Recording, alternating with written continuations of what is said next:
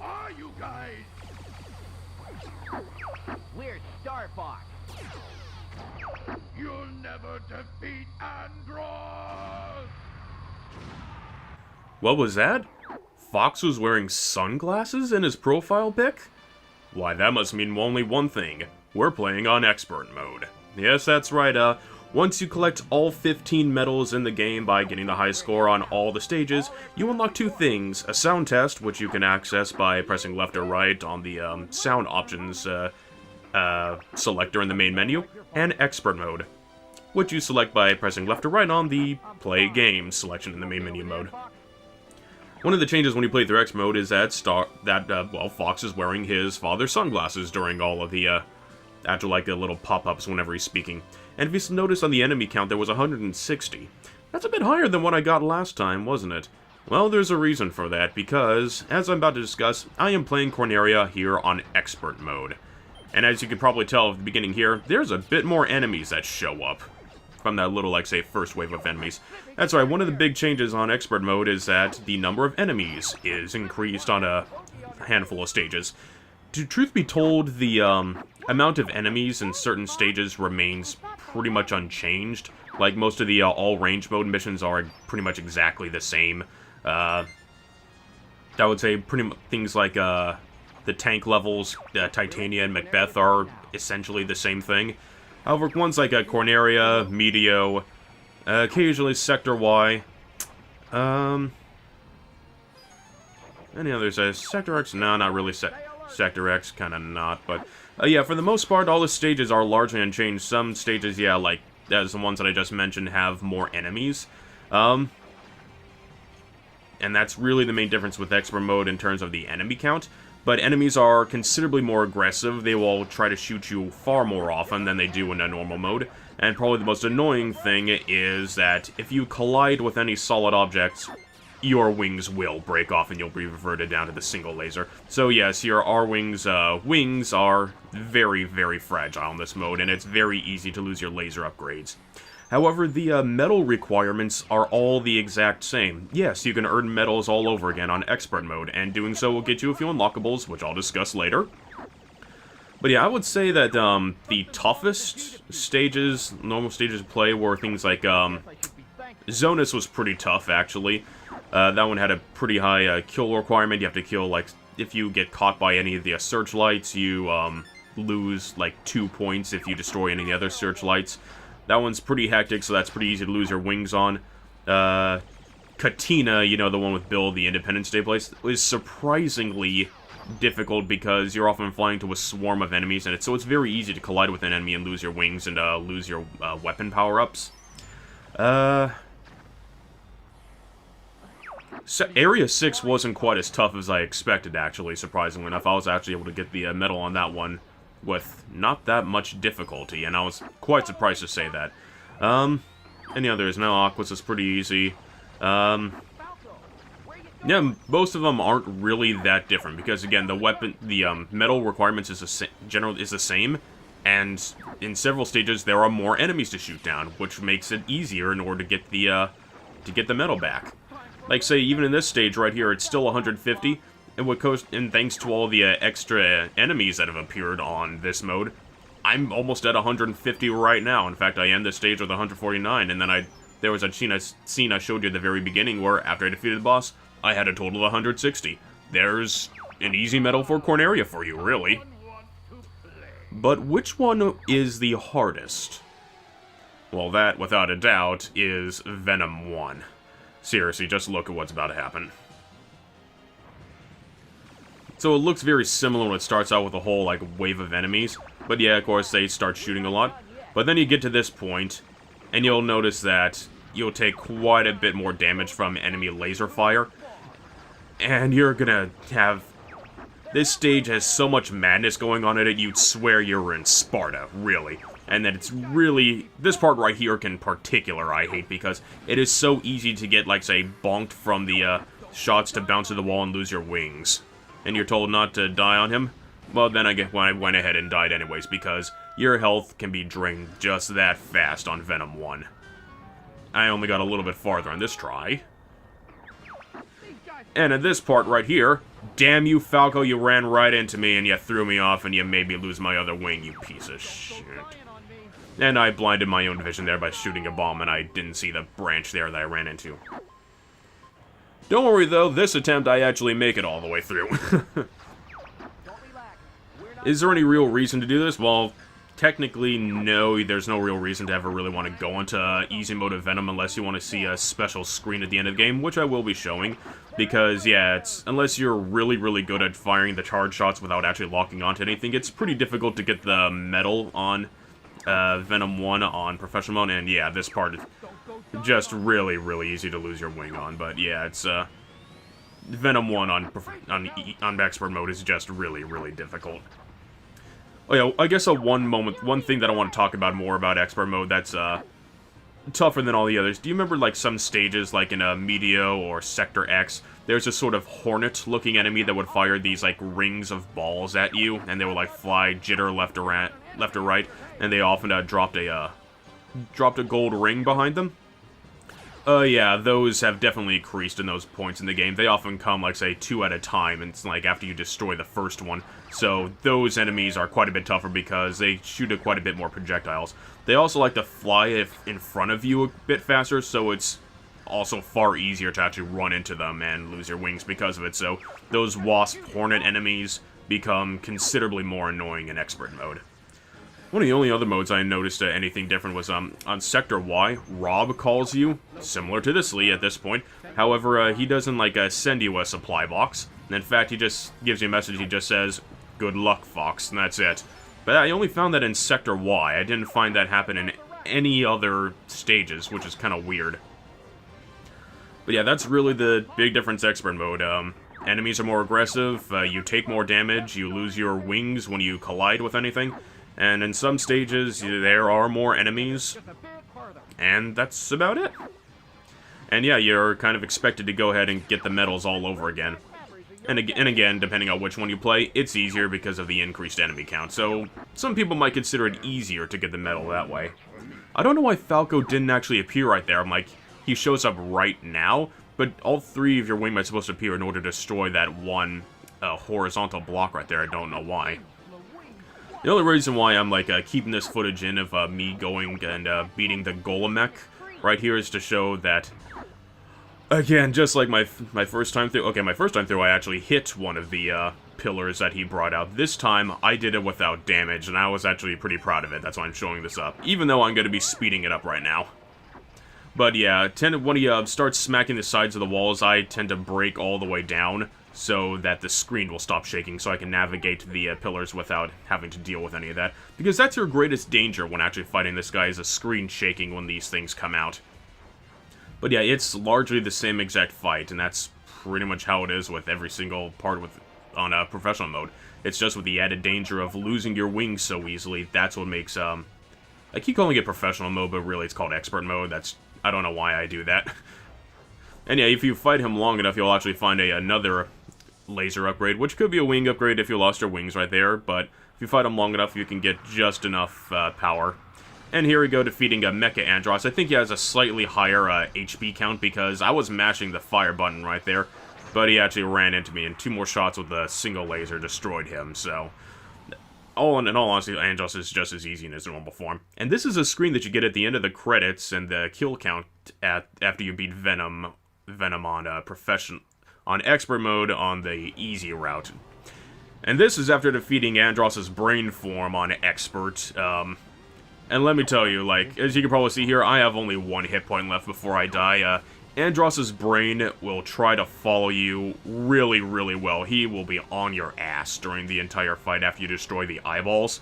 And if you get caught in the little brainstem tendrils, you'll take, like, a quarter damage, like, say, quarter of your health bar if you have a fully extended life bar. So it became a little bit of a fight of attrition, just, like, keep boosting and waiting until you get an opportunity. So, yeah, the fight with Andross's brain on expert mode can be quite daunting, really. My heart was beating pretty tough through this section here because I didn't want to die and have to do it all over again.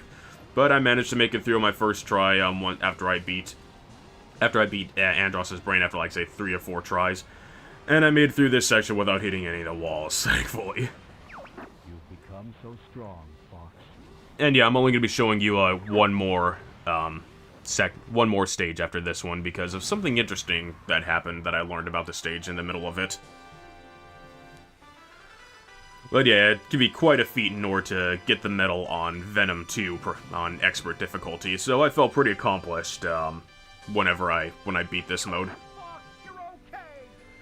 And yeah, I was actually surprised I was able to beat Starwolf all within enough time that I was actually able to get the medal. Like, if you take a bit too long with Starwolf, you get 30 hits instead of 50 on one of them.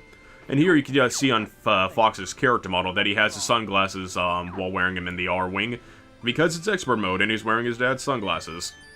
He doesn't actually wear them during the medal ceremony during the credits, which I find to be a little bit disappointing, but that's why I'm not going to be showing off that footage again. So yeah, this playthrough on expert mode, I didn't really get too many hits as compared to, like, other times. That was because it was quite a bit tougher. And after defeating Venom 2 on expert mode, you unlock this screen at the end of the credits, because you did great. Good job, guys. Now, the last stage I want to show off on expert mode is actually going to be Bolts. And of course, the footage here is sped up, and this was the final planet that I needed to get a medal on. I didn't show off any of the others because it was essentially the same thing, just, I guess, playing a little bit better because I have to make sure I don't get hit.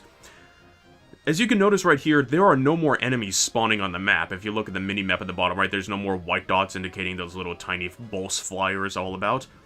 I actually reached a point where they stop spawning, and because when they stop spawning, it's enough time has gone by that the kill count on the satellite's cores, like little windows on there, drops pretty drastically. I actually didn't get the medal on this the first time. There was a few turrets by the sides of the old shield generators that I could destroy, but I actually am not able to get the medal on this time around. And I actually did fight Starwolf this time, and I thought I would be able to, but would you believe that Falco actually defeated Leon before I could? Yeah, here's a thing to mention that happened to me a few times while playing this game multiple sessions in order to get footage of the later stages. Several times on Fortuna, Slippy actually defeated Andrew. Yeah, you know, like his Starwolf, like a counterpart, his rival. So yeah, watching Slippy actually shoot off two regular single lasers in order to defeat Andrew's ship is really surreal, because if he was the last one to be defeated, your teammates will say, "I got the last one, guys!" So yeah, Slippy actually destroyed his rival a couple times, and I could not believe it, because after all my years of playing this game, I don't think I ever heard those actual dialogue recordings ever until recording this. And if you watch pretty carefully during the sped up footage, I actually didn't get the kills from killing Pigma, because I think Peppy killed him. So I was down by 11 hits from that. So my new strategy is just as soon as Starwolf appears, take them out as quick as possible, then start taking out some of the core's windows, because the core's windows early on will actually give you 10+1 hits, and that's really the secret of getting the medal on Bolts. Take out a number of the windows, but not all of them, so that you don't end the mission too quickly, and destroy enough fighters to bolster it. Now I can discuss the multiplayer, actually. Pretty much that was like the last stage I needed to get the medal on, and I just showed you like me getting the final medal on it. Now, I actually didn't have a second person to play with me, but I did have 2 controllers, and I will be showing off essentially what the multiplayer does. There are 3 different modes to select: a point match, a battle royale, and a time match. This is a point match, where you have to kill the other player members, and whoever gets the allotted amount of points that you determine at the beginning is the winner. There are only 3 different maps in Versus mode. There's going to be one based on Corn Area, which is what we're looking at. There's one based on Sector Z, and there's one based on Katina. And now everyone's ship actually has lasers that are representative of their own color. Fox's lasers are always going to be yellow, Peppy's lasers are always going to be red, Slippy's lasers are always going to be green, and Falco's lasers are always going to be blue. You can get a laser upgrade to give you double lasers, including for the Landmaster and for the on-foot sections. I'll talk about the Landmaster and on-foot section a little bit. But yeah, I just have Peppy essentially just running on autopilot. He's just going straight forward because I'm not touching the second player controller for that. But yeah, this is what you do for point mode. I selected like, what, 3 points, so you just have whoever kills the other person 3 times in multiplayer will be the winner. And so you can see here, I have Peppy on foot, also not moving, but when you're on foot, you're giving an uber powerful bazooka, which if you get the laser upgrade, turns to this weird, cool spiral shot, which I'll show off in a little bit.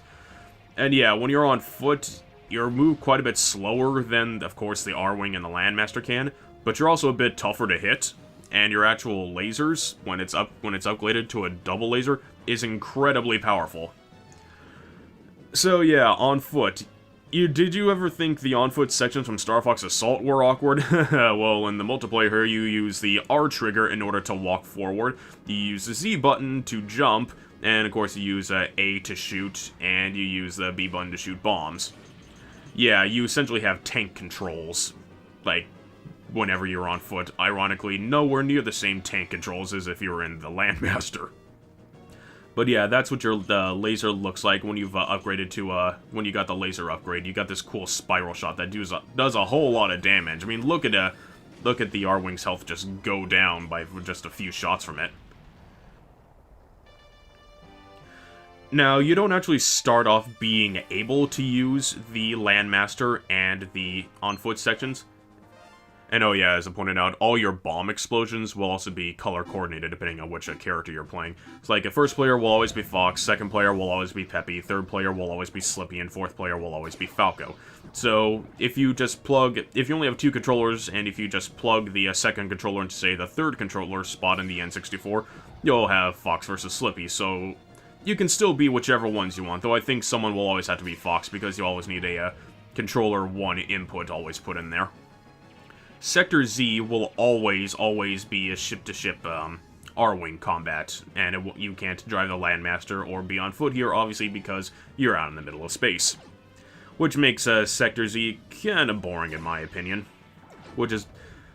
Okay, I was about to say, which is why I normally don't choose a spot, but honestly, back in the day, me and my friends, whenever we went over to someone's house to play some multiplayer, since the N64 was kind of the 5th generation console of choice when we were younger, Star Fox 64 was never the go-to multiplayer game for us. We always played things like in Super Smash Bros. Or Mario Kart 64 or Snowboard Kids 2 instead. We love Snowboard Kids 2. In fact, that's one of my favorite games of all time. But yeah, what I just showed there was a battle royale between Fox and Slippy. A battle royale is a simple, one life only, last man standing. So everyone just has one life. Whoever doesn't die is the winner. So it can be pretty quick depending on what it is. That's all it can be. This is a time match, and this takes place on Katina. And check that out, even the Landmaster gets a double spiral laser when it picks up the laser upgrade. On a time match, there will actually be enemies spawning all around the map. And the time matches, you have to kill as many of those enemies that spawn before the time runs out. So, time matches can be pretty fun. I think they're probably the best way to play a multiplayer in this one, in my opinion.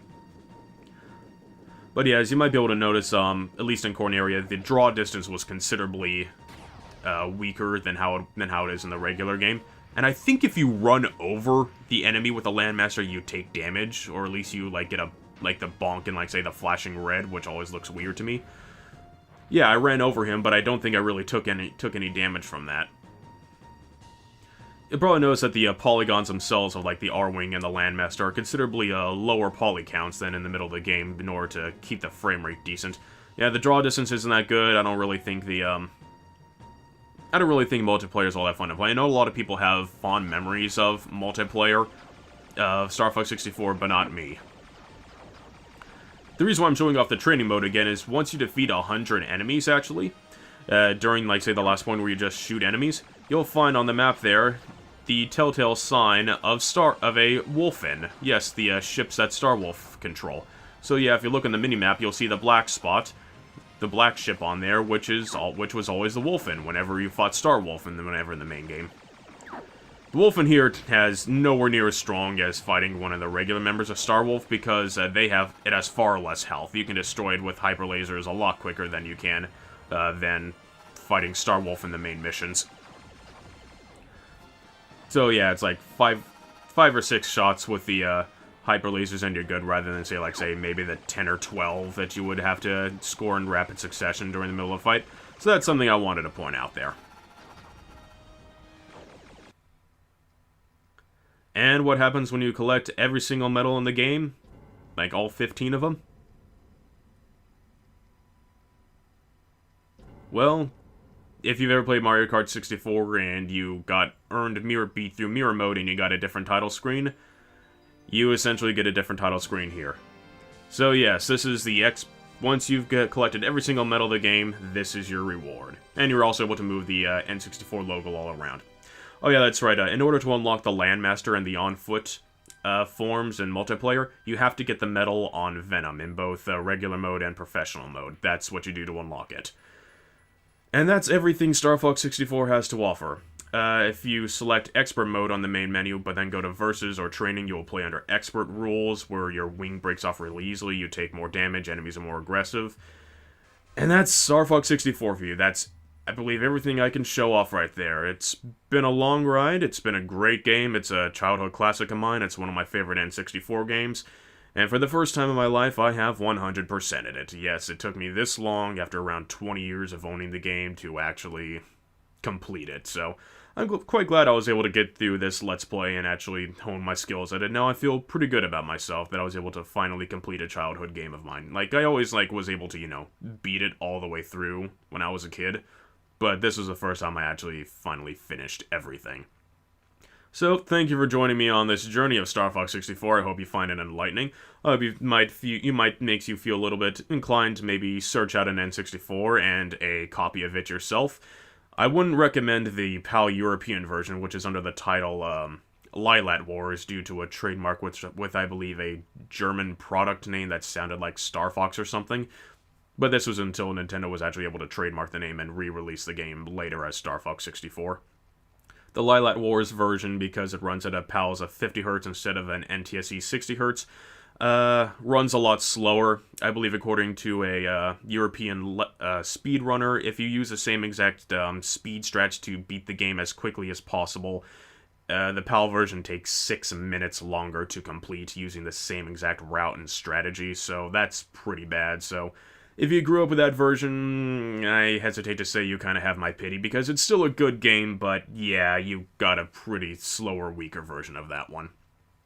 So you might want to pick up an N64 to get this. It's also available on the Virtual Console for the Wii, though I can't entirely recommend that one, because I recently saw Some Call Me Johnny's review of Star Fox 64, and he played it on the Virtual Console. While the polygons are considerably sharper than all the others, some of the colors are a little bit off, like the gold rings look considerably duller on it, but that's not really an issue. Solar, in particular, looks awful on Virtual Console, so it's not a perfectly well emulated version of this game, so I mean, yeah, it'll work, but some stages look graphically worse because they couldn't get the lighting quite right. Then there's, of course, the 3DS version, which, as of this point, is at least out of print here for us in North America.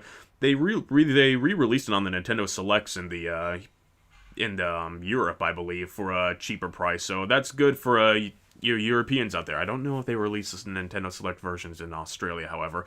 It's yet to be re-released as a 3DS Select here in North America, though, and I kind of hope it does, because the game has retained its value after all these years. You'll be lucky to get the game complete in box for around $40, actually. You'll probably have to pay a little bit more than that. And that version has expanded graphics, re-recorded voices in order for a higher audio quality. The ability to, save and, say, stop in between each stage, which would have been a massive help to me during this recording. I wouldn't have had to replay the entire game so many times. And that's about all there is to say about Star Fox 64. I had a great time playing this through. I hope you had a great time watching this. I hope you're inspired to go and try and get your own score attacks going on your own copies of Star Fox 64. And I'll see you next time. I think at this time of recording, I'm going to eventually go back to finishing up the extra videos of my Bayonetta Let's Play, and then after that, who knows what might happen. Almost feeling either there's 1 or 2 games I'm interested in playing. One's a PlayStation 1 game, one's a 6th generation game that I have for the Xbox, but we'll get to that when we get to that. This is Shogun Gino, signing off. I'll catch you guys later.